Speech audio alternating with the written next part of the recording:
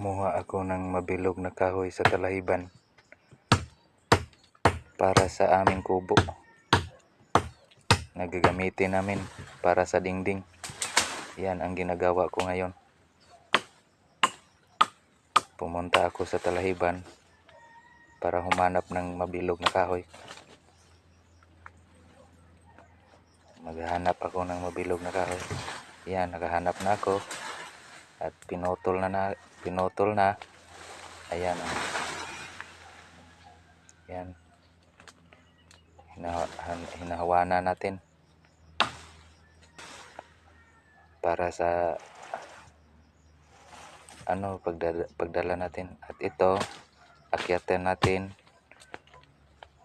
para sa babaw natin putulin para mayroon yan, hindi natin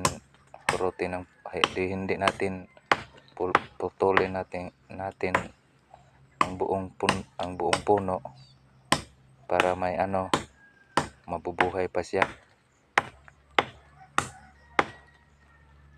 Yan ang ginagawa natin.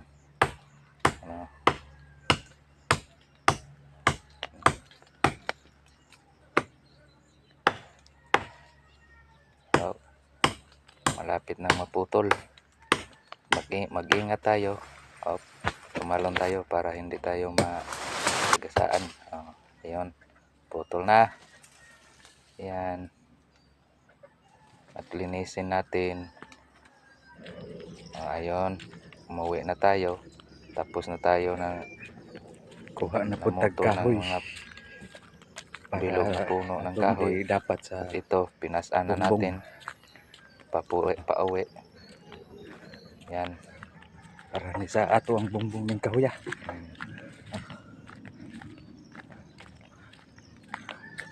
Pinawisan tayo sa ating dinala na bilog na kahoy. Kung saan mabumbungan ang pikas side sa ato ang payag.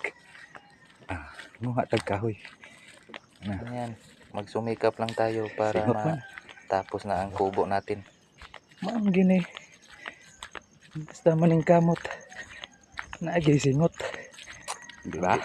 Hindi pa natin nakita ang kubo. Ayan, yung asawa ko, ayan, binalatan niya ang bilog na kahoy